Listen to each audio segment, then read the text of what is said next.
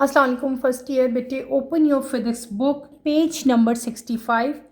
Chapter 3 हम complete कर चुके हैं। आज इंशाल्लाह मैं आपको चैप्टर 3 की एक्सरसाइज बेटे करवाऊंगी। Let's start with the exercise. Exercise का पहला क्वेश्चन है पेज नंबर 65 पे। बेटे अपनी बुक का पेज नंबर 65 आप लोग ओपन करें। चैप्टर नंबर 3 की एक्सरसाइज हम स्टार्ट करेंगे।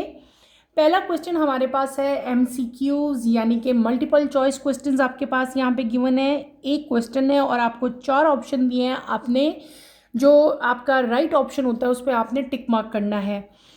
Let's start. पहले है हमारे पास 3.1 the ratio of angular speed of minute hand and hour hand of a watch is.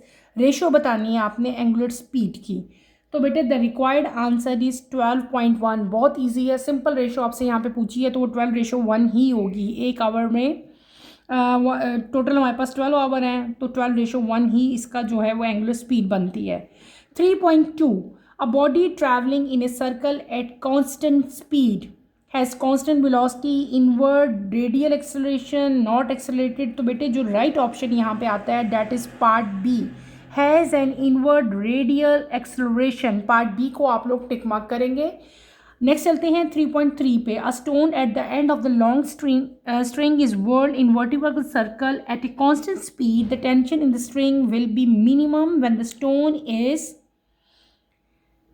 At the top of the circle. Circle के बिल्कुल टॉप पे होगा जब, तब ए पे आप लोग टिक लगाओगे। ठीक है। उसके बाद 3.4 पे चलते हैं। Every point of rotating rigid body has, क्या उसका सेम होगा? Same angular velocity. ठीक है, क्योंकि वो रोटेट करी है तो उसकी एंगुलर वेलोसिटी क्या होगी? सेम होगी। नंबर ए पे आप लोग टिक लगाओगे। ठीक है। 3.5 the minimum velocity necessary to put a satellite into the orbit is called critical velocity. बेटा ये तो हमने डेफिनेशन भी की थी। This is known as critical velocity, यानी कि बी पे आप लोग जो है वो टिक लगाएंगे, क्रिटिकल वेलोसिटी। नेक्स्ट है 3.6 an astronaut is orbiting around the earth in a large capsule then. बेटे ये तीनों ऑप्शन जो हैं आपके करेक्ट होते हैं। इसका मतलब है option number D, all the above is your right answer. तो डी पे आप लोग जो है वो टिक मार्क करेंगे। 3.7 पे हम चलते हैं। An object in uniform circular motion take 10 revolutions in 2 second. Which of the following statement is true? C is your right answer that its frequency is 5 Hz। Frequency मैंने आपको फाइंड करना सिखाई हुई है, आपने जस्ट यहाँ पे फ्रीक्वेंसी फाइंड करनी है एंड नथिंग एल्स। तो आपका राइट आंसर क्या होगा? पार्ट सी। पार्ट सी पे आप लोग टिक मार्क करेंगे। It's frequency is 5 Hz। आगे चलते हैं नेक्स्ट पेज नंबर 66 पे। A man inside the artificial satellite feel weightlessness because the force of attraction due to earth is. बेटे ये हमने पढ़ा भी था। अर्थ पे जब हम सैटेलाइट पे आते हैं, ठीक है, तो आपको वहाँ पे फोर्स जो है वो बिल्कुल मतलब सैटेलाइट पे जाके हमें फील होता है कि वेटलेसनेस फील होगी ना। तो वो क्यों होती है? That is due to equal to centrifugal force, यानी कि जो फोर्स ऑफ अट्रैक्शन होती है वो किसके इक्वल हो जाती है? Equal to centripetal force. Part C पे आपने टिक मार्क लगाना है, equal to the centripetal force. Next है 3.9 a bottle of soda water is grabbed from the neck and swung briskly in the vertical circle near which portion of the bottle do the bubbles collect। ठीक है, तो bubbles कहाँ collect होंगे? Bubbles कहाँ collect होते हैं बेटे? Bubble हमेशा बॉटल के ऊपर बिल्कुल नेक पे उसकी जो है वो होंगे। तो आप पार्ट डी पे टिक लगाओगे, near the neck of the bottle. D पे टिक लगाना है आपने। ठीक है, D is your right option. Number 10 है the movement of inertia of body depends upon. जो मूवमेंट ऑफ इनर्शिया है बॉडी का वो किस चीज़ पे डिपेंड करता है? वो डिपेंड करता है बॉडी के मास पे और उसकी distribution about axis of rotation. Part A is your right answer. Part A पे आपने टिक लगाना है, पार्ट ए। ठीक है, तो बेटे ये हमारे MCQs कंप्लीट हो गए हैं। मल्टीपल चॉइस क्वेश्चंस हमने कंप्लीट कर लिए हैं। अगले क्वेश्चन की तरफ चलते हैं। नेक्स्ट क्वेश्चन हमारा है शॉर्ट आंसर क्वेश्चंस। ठीक है, ज़्यादातर क्वेश्चन जो हैं बेटे वो आपकी बुक एक्सरसाइज ही में से आते हैं, तो इसलिए एक्सरसाइज को तो आपने मस्ट करना है, इसको बिल्कुल नहीं छोड़ना। हर क्वेश्चन आपको अच्छी तरह से आना चाहिए। क्वेश्चन यहाँ पे शुरू करते हैं। State second law of motion in case of rotation. ठीक है, मैंने आपको पढ़ाया भी था, बहरहाल मैं आपको दोबारा से बता देती हूँ। हमने क्या पढ़ा था? Second last state in case of rotation क्या स्टेटमेंट थी इसकी कि एंगुलर एक्सेलरेशन जो होती है बेटे किसी भी रोटेटिंग ऑब्जेक्ट की वो डायरेक्टली प्रोपोर्शनल होती थी किसके, उसके नेट टॉर्क के एक्टिंग ऑन इट, ठीक है। और इन्वर्सली प्रोपोर्शनल होता है किसके बेटे, मूवमेंट ऑफ इनर्शिया के। ये ऑलरेडी हम स्टेटमेंट पढ़ चुके हैं और आपकी बुक के पीछे ये स्टेटमेंट गिवन भी है, ठीक है। मैं दोबारा से एक दफ़ा स्टेटमेंट बता देती हूँ, आपकी बुक में ये स्टेटमेंट लिखी हुई है। स्टेटमेंट क्या है, the angular acceleration of a rotating object is directly proportion to the net torque acting on it and inversely proportion to its movement of inertia.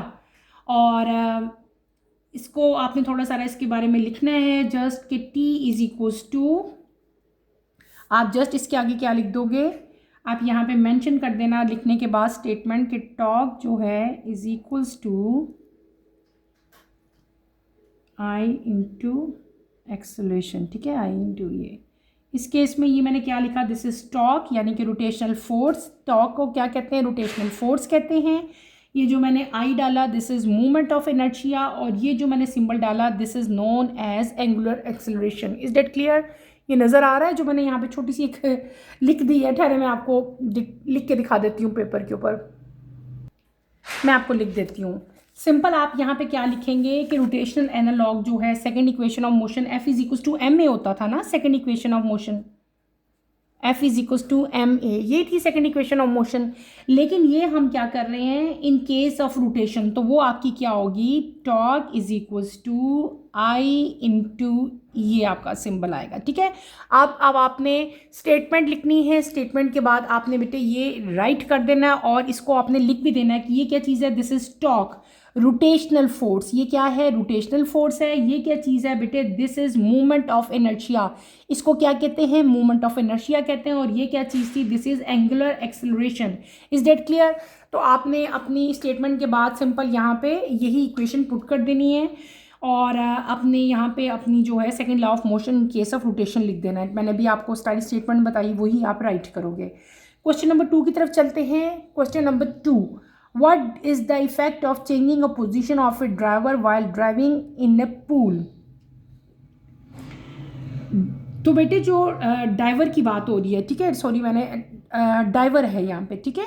What is the effect of changing the position of diver? Diver क्या होता है, गोताखोर जो पानी के अंदर जाता है, जब वो पूल में डाइविंग करेगा, ठीक है, तो उसकी जो इफेक्ट है पोजीशन का वो क्या होगा आपने ये बताना है। आप सिंपल यहाँ पे क्या बताओगे कि डाइवर जो है वो चेंज करेगा अपनी body position during the dive.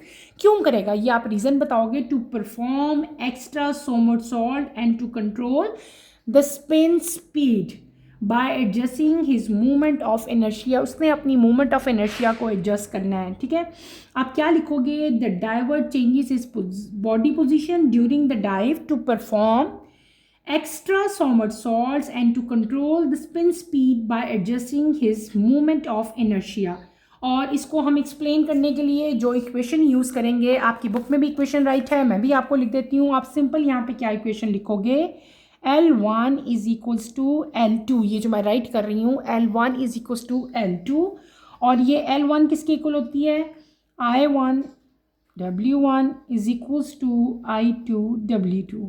इसका मतलब क्या है, ठीक है, ये हमने क्या लिख दिया, ये हमने लिख दी एंगुलर मूवमेंट है, ये मूवमेंट ऑफ इनर्शिया है ना, ये तो आई हमारे पास हो जाएगा, ठीक है। और ये जो आपको W दिया हुआ है, ये W और ये W जो मैंने लिखा है, दिस इज एंगुलर वेलोसिटी। ये क्या चीज़ है बेटे, एंगुलर वेलोसिटी है। और ये जो L है दिस इज एंगुलर मोमेंटम। ये क्या होता है, एंगुलर मोमेंटम, ओके। तो बेटा आपने यही लिखना है और इसी को आप आगे एक्सप्लेन करोगे कि ये इक्वेशन लिख लोगे और इस इक्वेशन को सिंपली जैसे मैंने आपको बताया यही आपने यहाँ पे राइट कर देना है, ठीक है, क्लियर। अगले क्वेश्चन की तरफ चलते हैं। क्वेश्चन नंबर 3 हमारा, how do we get butter from milk by using centrifuge. आपकी बुक में ये क्वेश्चन दिया गया है, हमने वहाँ पे अच्छी तरह से इसको डिटेल से बेटे स्टडी भी किया था, ठीक है। और आप यहाँ पे क्या लिखेंगे कि हाउ वी गेट, हम मिल्क से बटर कैसे लेते हैं, बाय यूजिंग सेंट्रीफ्यूज। जब हम सेंट्रीफ्यूज को यूज़ करेंगे तो मिल्क से बटर कैसे हमें मिलेगा, ये चीज़ आप एक्सप्लेन करोगे, ये चीज़ आप डिफाइन करोगे। सिंपल आप क्या बताएंगे, butter is obtained from milk using a process called centrifugation. वो प्रोसेस जिससे मिल्क से बटर हम लेते हैं that is known as centrifugation. ठीक है, फ्यू आप ये देखो जैसे ये लिखा है ना, FUG के बाद A लगा देना आपने, ATION, उसको फ्यूगेशन कहते हैं। और ये स्पेशल टाइप ऑफ मशीन है that is known as cream separator, उसमें की जाती है। आपकी बुक में क्रीम सेपरेटर दिया गया है, हमने उसको अच्छी तरह से पढ़ा भी था, अगर आपको याद हो, मैंने आपको पढ़ाया भी था क्रीम सेपरेटर। आपने वही सारा यहाँ पे जो है वो मेंशन करोगे।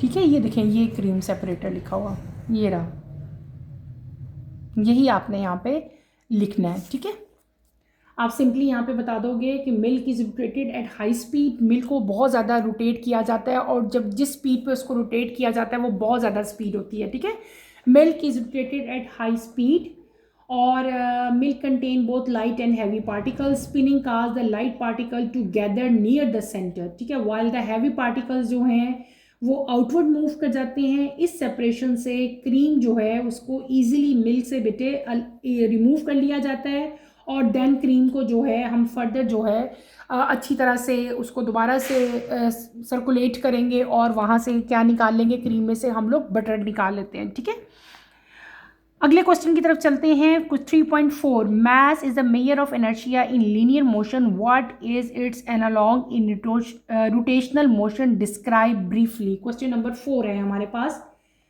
Movement of inertia is the rotational analogue of mass of rotational motion. ठीक है, ये आपसे क्वेश्चन पूछा हुआ है, इसी को आपने डिस्कस करना है। यानी कि हमसे यहाँ पे क्या चीज़ पूछी है, I is equals to mr² है, इसको आपने एक्सप्लेन करोगे। आप लोगों को पता है बेटे कि मैस जो है वो रेजिस्ट करता है चेंज इन मोशन। ठीक है, और ये जो रोटेशनल मोशन के अंदर जो चेंज आती है ये किस चीज़ पर डिपेंड करती है, ये ना सिर्फ मास ऑफ द बॉडी पर डिपेंड करती है, बल्कि ये डिपेंड कर रही होती है कि हाउ मास इज़ डिस्ट्रीब्यूटेड। मास जो है around the axis of rotation, उसकी डिस्ट्रीब्यूशन कैसी है वो इस चीज़ पे भी डिपेंड कर रही होती है। और वो बॉडी जिसका मूवमेंट ऑफ इनर्शिया ज़्यादा होता है, आप सिंपली यहाँ पे क्या लिख सकते हो, a body with a larger movement of inertia is harder to start और स्टॉप स्पिनिंग। यानी कि वो बॉडी जिसका मूवमेंट ऑफ इनर्शिया बेटे ज़्यादा होगा, लार्जर होगा, बड़ा होगा,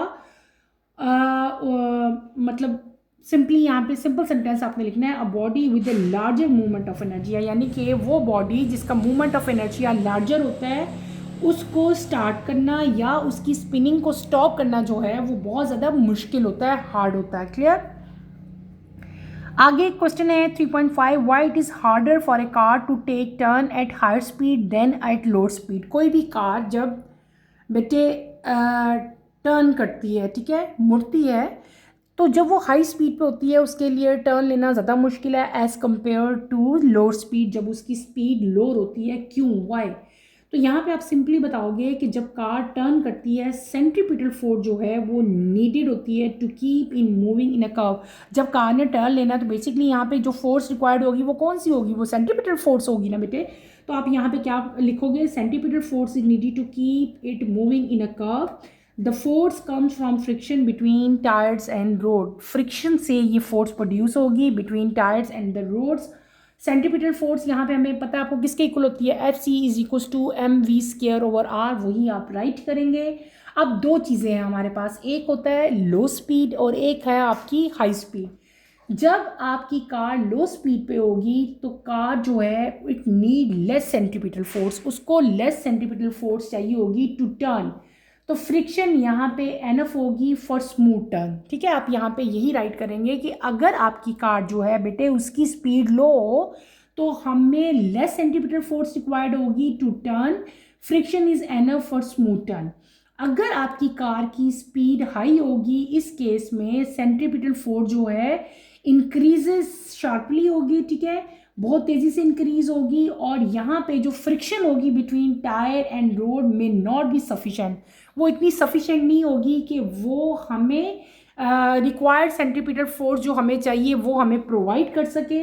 यही वजह है कि जब आपकी स्पीड जो है वो बहुत ज़्यादा होती है तो ये डिफ़िकल्ट हो जाता है कि हम इजीली टर्न ले सकें। Is that clear? यही दोनों चीज़ें आपने इस क्वेश्चन के आंसर में राइट करनी है, मेंशन करनी है। क्वेश्चन नंबर 6 की तरफ आते हैं बेटे। What are the benefits of using rear wheels of heavy vehicles consisted of double tires? आपने बेनिफिट्स बताने हैं using real wheels of heavy vehicles, ठीक है, जिसमें डबल टायर्स हों, उनके फ़ायदे क्या हैं। मेन पॉइंट्स मैं आपको बताती हूँ बेटे, आपने उन पॉइंट्स में 1 या 2 लाइनें लिखनी है, मैं कोशिश करती हूँ आपको एक्सप्लेन कर सकूँ। हैवी व्हीकल्स जो हैं, जितने भी हैवी व्हीकल्स हैं, बड़े बड़े ट्रक्स आपने देखे होंगे अक्सर रोड पे चलते हुए, सब ज़्यादातर जनरली डबल टायर जो हैं वो यूज़ करते हैं ऑन देयर रेयर व्हील्स। क्यों यूज़ करते हैं? फॉर बेटर सेफ्टी, परफॉर्मेंस के लिए और ड्यूरेबिलिटी के लिए, ठीक है। कुछ इसके बेनिफिट्स होते हैं। कौन कौन से बेनिफिट्स हैं? देयर बेनिफिट्स आर, आप लिखोगे एज फॉलोज। सबसे पहला क्या है? Better wait distribution. सबसे पहला पॉइंट आप क्या लिखेंगे? बेटर वेट डिस्ट्रीब्यूशन, यानी कि डबल टायर जो हैं वो आपकी बॉडी का जो हैवी लोड है उसको शेयर करते हैं, प्रेशर टायर पे रिड्यूस हो जाता है और रोड सरफेस पे भी रिड्यूस होता है, ठीक है। और इसकी वजह से आपका टायर जो है वो प्रिवेंट करता है टू ब्रस्ट, और जो रोड डैमेजेस है वो भी कम हो जाता है। दूसरा बेनिफिट यहाँ पे क्या है? Improve grip and traction. जब टायर की सरफेस एरिया बेटे इंक्रीज हो जाएगा तो उसकी वजह से ग्रिप जो है वो स्ट्रॉन्गर हो जाती है। अगर इवन आपकी रोड स्लिपरी हो और अनइवन भी हो तब भी आपकी जो ग्रिप है, जो ट्रैक्शन है वो इम्प्रूव हो जाएगी, जिसकी वजह से सेफ्टी और कंट्रोल भी इम्प्रूव हो जाएगा। तीसरा पॉइंट आप लिखेंगे रिड्यूस वियर एंड टियर। आपको पता है लोड जो है वो टायर्स के दरमियान में क्या हो जाता है बेटे? डिवाइड हो जाता है, तो हर टायर जो है फिर लेस स्ट्रेस फेस करना पड़ता है, यानी कि वो डिस्ट्रीब्यूट जो हो गया तो हर टायर को लेस स्ट्रेस फेस करना पड़ेगा, जिसकी वजह से बेटे आपको एक हेल्प मिलेगी और आपकी जो मेंटेनेंस कॉस्ट है वो क्या हो जाएगी? रिड्यूस हो जाएगी। लास्ट पॉइंट में आप लिखेंगे इन्हांस स्टेबिलिटी, यानी कि जो डबल टायर हैं बेटे ये एक्स्ट्रा सपोर्ट प्रोवाइड करते हैं, व्हीकल को टिल्टिंग से या स्किडिंग से प्रिवेंट करते हैं, और टर्निंग जब करनी हो उसमें भी बहुत ज़्यादा जो है वो हेल्प करते हैं। क्लियर हो गया? ये सारे पॉइंट्स जो मैंने आपको बताया वो सारे पॉइंट्स आपने इसके आंसर में राइट करने हैं।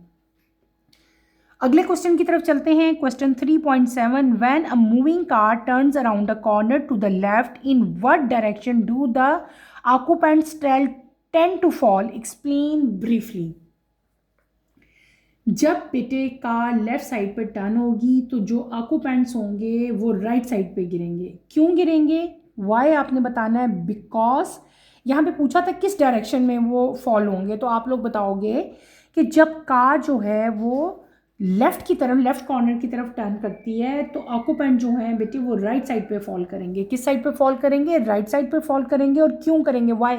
आपसे रीज़न ही पूछा था तो आप बताओगे बिकॉज ऑफ इनर्शिया। ये इनर्शिया की वजह से, because of inertia the tendency of an object to continue moving in straight line. अब आगे आपको लिखा हुआ है, आपने इसको ब्रीफली एक्सप्लेन भी करना है, तो आप किस तरह से एक्सप्लेन करेंगे कि बिफोर द टर्न, जब टर्न हमने लेना उससे पहले क्या होता है कि कार और पैसेंजर जो है, आपको पता है टर्न लेने से पहले तो कार और पैसेंजर स्ट्रेट मूव कर रहे होते हैं ना, बिल्कुल स्ट्रेट जा रहे होते हैं, ठीक है। जैसे ही कार बेटे लेफ्ट साइड पे टर्न करती है, डायरेक्शन जो है वो चेंज हो जाएगी। पैसेंजर की बॉडीज़ जो हैं वो कंटिन्यू करती हैं कि ओरिजिनल स्ट्रेट पाथ पे रहें, लेकिन क्या होता है कि दे लीन आउटवर्ड, और वो किस साइड पे गिरते हैं? जाके फिर राइट साइड पे, opposite to the direction of turn. जिस डायरेक्शन में टर्न ले रहे होते हैं उसकी ऑपोजिट डायरेक्शन में जो है वो बेटे फॉल करेंगे, ठीक है। नेक्स्ट क्वेश्चन है आपका 3.8, why is the acceleration of body moving uniform in a circle directed toward the centre? बेटे यूनिफॉर्म सर्कुलर मोशन में स्पीड जो है वो हमेशा क्या रहती है? कांस्टेंट रहती है, ये बात आपने याद रखनी है। लेकिन डायरेक्शन ऑफ वेलोसिटी जो है वो चेंज होती रहती है। दो मेन पॉइंट्स हमारे पास हो गए, क्या कि यूनिफॉर्म सर्कुलर मोशन की बात हम करेंगे। यूनिफॉर्म सर्कुलर मोशन में स्पीड ऑफ द बॉडी जो है वो क्या रहेगी? कांस्टेंट रहेगी, लेकिन जो डायरेक्शन है वेलोसिटी की वो क्या होती जाएगी? वो चेंज होती रहेगी, ठीक है। आपको पता है वेलोसिटी जो है वेक्टर है, any change in its direction mean there is acceleration, यानी कि यहाँ पे एक्सेलरेशन भी प्रोड्यूस हो रही है क्योंकि वेलोसिटी जो है वो एक वेक्टर क्वांटिटी है। एक्सेलरेशन जो है वो ऑलवेज डायरेक्टेड होती है बेटे towards centre of the circle, और इसको हम लोग क्या कहते हैं, this is known as centripetal acceleration. और सेंट्रीपिटल एक्सेलरेशन का फॉर्मूला क्या होता है, a c is equals to v square over r. यही आपने इस क्वेश्चन के आंसर में जो है वो राइट कर देना है, ठीक है। लास्ट क्वेश्चन की तरफ चलते हैं। लास्ट क्वेश्चन हमारा क्या है, how does an astronaut feel weightlessness while orbiting from the earth in a spaceship. Astronaut जो है वो वेटलेस फील करता है बेटे जब वो ऑर्बिटिंग करता है अर्थ की। क्यों? Because both the spaceship and the astronaut are falling toward the earth at the same rate under gravity, क्योंकि दोनों एस्ट्रोनॉट भी और बेटे स्पेसशिप भी अर्थ की तरफ फॉल हो रहे होते हैं एट द सेम रेट, और वो किसके अंडर हो रहे होते हैं, अंडर ग्रेविटी। यही आप यहाँ पे मेंशन करोगे। और ऑर्बिट में क्या होता है कि स्पेसशिप जो है वो फ्री फॉल की स्टेट में होती है हमेशा, और ये आपको पता है अर्थ के इर्द गिर्द मूव कर रही होती है, और किस पाथ में, इन कर्व पाथ में मूव करती है ड्यू टू ग्रेविटी। एस्ट्रोनॉट जो है वो भी फॉल करता है विद द सेम एक्सेलरेशन, यानी कि ए और जी जो है यहाँ पे इक्वल हो जाते हैं, ए इज इक्वल्स टू जी हो जाता है। और नॉर्मल रिएक्टिंग फोर्स जो है वो उनकी बॉडी के ऊपर एक्ट नहीं करती, और इनकी जो एफ सी है वो कितनी हो जाएगी, आपने यहाँ पे बताना है कि यहाँ पे जो सेंट्रीपिटल फोर्स है वो किसके इक्वल हो जाएगी, centripetal force is equals to M G minus F N, इसके इक्वल हो जाएगी। ये इक्वेशन हमने पीछे पढ़ के आए हैं चैप्टर में, ठीक है। इसके बाद आप यहाँ पे सिंपल ये राइट कर दोगे। शॉर्ट क्वेश्चन आंसर्स मैंने आपको सारे कंप्लीट करवा दिए। अब हम अपने अगले क्वेश्चन की तरफ चलेंगे। अगला क्वेश्चन हमारा है constructed response questions. First question की तरफ चलते हैं बेटे। First question constructive response question का फर्स्ट क्वेश्चन है, if angular velocity of different particles of a rigid body is constant, will the linear velocity of these particles be also constant? ये आप बताएंगे। तो आप क्या इसमें सिंपल क्या बताओगे, नो। इसका आंसर क्या होगा, नो। अगर बेटे एंगुलर वेलोसिटी डिफरेंट पार्टिकल्स जो रिजिड बॉडी है उसकी कांस्टेंट हो तो उनकी लीनियर वेलोसिटी जो है वो सेम नहीं होगी, ठीक है। आप आगे बताओगे कि ये क्यों ऐसे है, आपने इसका जो है साइंटिफिक रीज़न देना है कि जब रोटेशनल मोशन होती है तो लीनियर वेलोसिटी v जो किसी पार्टिकल की है बेटे वो रिलेट करती है टू एंगुलर वेलोसिटी। मैं आपको बताती हूँ, इसको रिटन फॉर्म में मैं आपको इक्वेशन को करके दिखाऊंगी, ठीक है। हम इसको रिटन फॉर्म में करते हैं। ये देखें आप ज़रा, मैं आपको जो बताना चाह रही हूँ, मैं आपको क्या समझाना चाह रही हूँ, ये देखो। हम फर्स्ट क्वेश्चन करें। मैंने आपको बता दिया कि रोटेशन मोशन में जो लीनियर वेलोसिटी क्या होती है, v, ठीक है। v जो है बेटे is related to angular velocity. Angular velocity क्या होती है, w, यानी कि लीनियर वेलोसिटी किसके इक्वल होती है, r इंटू ये w साइन था। w क्या चीज़ है, w जो है ये एंगुलर वेलोसिटी है, ये क्या है, ये लीनियर वेलोसिटी है। इस केस में बेटे जो एंगुलर वेलोसिटी है वो क्या होगी, वो कांस्टेंट होगी। तो हमारी इक्वेशन क्या बन जाएगी, v is equals to constant into r। v is directly proportional to r। r क्या चीज़ है यहाँ पे, r is the distance of the particle from the axis of rotation, और w जो है ये कांस्टेंट रहेगा for all particles in a rigid body. R जो है वो डिफरेंट होगा फॉर ईच पार्टिकल, और पार्टिकल जो है so particle further from the axis will have greater linear velocity. आप यहाँ पे इस इक्वेशन को मेंशन करेंगे, ठीक है। अगले क्वेश्चन की तरफ चलते हैं। अगला क्वेश्चन है हमारा 3.2। 3.2 क्या है, a loaf of bread is lying on rotating plate, a crow takes away the loaf of bread and the rotation of the plate increases, why. बहुत इजी है बेटे। रोटेशन देखो, एक क्रो ने क्या किया कि किसी भी प्लेट से एक ब्रेड का उसने एक टुकड़ा ले लिया, ठीक है, और जब वो लेके गया तो जो प्लेट की रोटेशन थी वो क्या होगी, इंक्रीज़ होगी। आपसे रीज़न पूछा हुआ है क्यों इंक्रीज़ हुई, आप सिंपली यहाँ पे बताओगे कि जो प्लेट की रोटेशन है बेटे इंक्रीज़ होती है जब क्रो लूफ ऑफ ब्रेड जो है वो ले जाता है। This is due to conservation of angular movement. क्या रीज़न इसका है, this is due to conservation of angular momentum आप यहाँ पे राइट करेंगे। आपको पता है एंगुलर मोमेंटम किसके इक्वल होता है, यहाँ पे मैं आपको आप आगे इक्वेशन भी राइट करोगे। एंगुलर मोमेंटम हम इसके नीचे यहाँ पे लगाते हैं लाइन। एंगुलर मोमेंटम बेटे किसके इक्वल होता है, हमने पढ़ा हुआ है ना, L is equals to I into W. ठीक है, ये क्या चीज़ है, ये जो हमने L लिखा है, L हमारा क्या है, एंगुलर मोमेंटम। आई हमारे पास क्या है, ये जो मैंने लिखा है दिस इज इनर्शिया, और ये क्या है हमारे पास एंगुलर वेलोसिटी। ठीक है, तो एंगुलर मोमेंटम किसके इक्वल होगी, L is equal to I into W. और मैंने आपको बता दिया ये क्या चीज़ है, this is movement of inertia, ये क्या चीज़ है, एंगुलर वेलोसिटी। जब क्रो ने बेटे ब्रेड को रिमूव किया तो सिस्टम का जो टोटल मास था वो क्या हो गया, डिक्रीज हो गया। जाहिर सी बात है, ब्रेड तो वो ले गया ना, फ्लाई कर गया, तो टोटल मास जो आपके सिस्टम का था वो क्या हुआ, डिक्रीज हो गया। ब्रेड तो चली गई प्लेट के अंदर से, तो सिर्फ अब ब्रेड का तो जो वहाँ पे हमारे पास जो ब्रेड का वेट था वो तो लॉस हो गया ना, वहाँ से माइनस हो गया। तो टोटल जो हमारा जो सिस्टम था उसका टोटल मास क्या हो गया, डिक्रीज हो गया, जिसकी वजह से मूवमेंट ऑफ इनर्शिया जो है वो रिड्यूस हो जाएगा। एंगुलर मोमेंटम यहाँ पे हमें पता है कि it must remain conserve in the absence of external torque. तो जब मूवमेंट ऑफ इनर्शिया डिक्रीज होता है इसकी वजह से एंगुलर वेलोसिटी जो है वो क्या हो जाएगी, इंक्रीज होगी। ठीक है, एंगुलर वेलोसिटी में क्या आ जाएगा, इंक्रीज आ जाएगा। क्यों इंक्रीज आएगा, ताकि आपकी एंगुलर मोमेंटम जो है वो मेंटेन हो सके, ठीक है, कांस्टेंट रह सके। यहाँ पे जो रिलेशनशिप होगी वो क्या होगी, L is equal to I into W, और L मैंने आपको क्या कहा है, एंगुलर मोमेंटम जो है वो कांस्टेंट रहना चाहिए। ठीक है, तो हम इस इक्वेशन को ये कर लेंगे, और जब आप इसकी वैल्यू एंगुलर वेलोसिटी की वैल्यू फाइंड करोगे तो एंगुलर वेलोसिटी डायरेक्टली पोर्शन हो जाएगी किसके, 1/i। यहाँ पे आई हमने क्या पढ़ा था, अभी मैंने क्या बताया था, this is movement of inertia. क्या हुआ कि जब क्रो बेटे प्लेट में से ब्रेड को रिमूव करेगा तो उसके रिजल्ट में टोटल जो मास है वो क्या होगा, डिक्रीज हो जाएगा।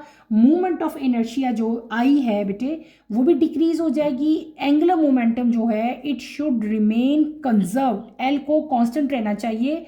इस किस तरह से कांस्टेंट होगा, जब आपके मूवमेंट ऑफ इनर्शिया में तो कमी आ गई, लेकिन क्या होगा कि जो एंगुलर वेलोसिटी है W, जो हमारी एंगुलर वेलोसिटी है ये क्या हो जाएगी, ये इंक्रीज होगी। क्यों इंक्रीज होगी ये, ताकि एंगुलर वेलोसिटी को ये कांस्टेंट रख सके, एंगुलर मोमेंटम जो है एंगुलर मोमेंटम जो है वो क्या रह सके, वो कांस्टेंट रह सके। Is that clear.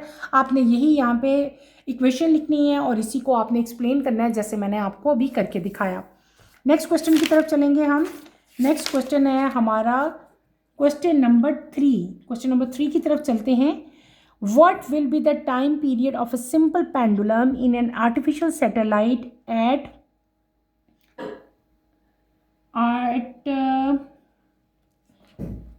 a certain height? ठीक है, अच्छा मैं 3.3 करना है बेटे, हमने पहले 3.4 मैंने पहले करवा, 3.3 पहले करेंगे, ये तो हमने किया ही नहीं है, हम तो क्रो वाला करके आए थे। 3.3 पहले करते हैं। Why do we tumble when we take a sharp turn with a large speed? बेटे हम टम्बल क्यों करते हैं, जब हम लार्ज स्पीड पे एक शार्प टर्न लेते हैं। We tumble when we take a sharp at a high speed due to inertia. किसकी वजह से बेटे टम्बलिंग होती है, ड्यू टू इनर्शिया आप लिखोगे, और due to insufficient centripetal force. क्योंकि अभी भी हमने क्वेश्चन इस तरह का किया था टर्न लेने वाला, तो यहाँ पे क्या है कि जो सेंट्रीपिटल फोर्स होगी वो इनसफिशिएंट होती है टू मेंटेन सर्कुलर मोशन। ठीक है, हमें एक्स्ट्रा सेंटीमीटर फोर्स जो है वो रिक्वायर्ड होती है, जो यहाँ पे मिलती नहीं है, जिसके रिजल्ट में हम क्या करते हैं, टम्बल करते हैं। तो यहाँ पे आप क्या लिखेंगे, वही tumble when we take a sharp turn at high speed. दो रीजंस इसके मैंने बता दिए, due to inertia and insufficient centimeter force to maintain circular motion. और आपको पता है कि हाई स्पीड और स्मॉल रेडियस जो है वो इंक्रीज़ करते हैं रिक्वायर्ड सेंटीपिटल फोर्स। और अगर फ्रिक्शन जो है उसकी भी सप्लाई ज़्यादा ना हो तो इनर्शिया जो है वो टर्निंग फोर्स को क्या करेगा बेटे, ओवरकम कर लेगा। ठीक है, तो यहाँ पे आपने बस यही दो रीज़न मेंशन करने हैं। नेक्स्ट है हमारे पास 3.4 में आपसे क्या पूछा है, what will be the time period of a simple pendulum in an artificial satellite at a certain height. किसी सर्टन हाइट पे, ठीक है, आर्टिफिशियल सैटेलाइट में सिंपल पेंडुलम का टाइम पीरियड क्या होगा ये आपने बताना है, ठीक है। मैं आपको रिटन फॉर्म में ही एक्सप्लेन करूँगी।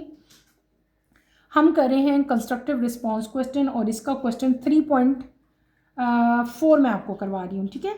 तो यहाँ पे क्या है कि टाइम पीरियड सिंपल पेंडुलम जो है बेटा आर्टिफिशियल सैटेलाइट में वो क्या हो जाता है, उसका टाइम पीरियड इन्फिनिट हो जाएगा। इसका मतलब क्या होगा कि पेंडुलम जो है इट डज नॉट ऑस्किलेट, पेंडुलम जो है वो ऑस्किलेट नहीं करेगा।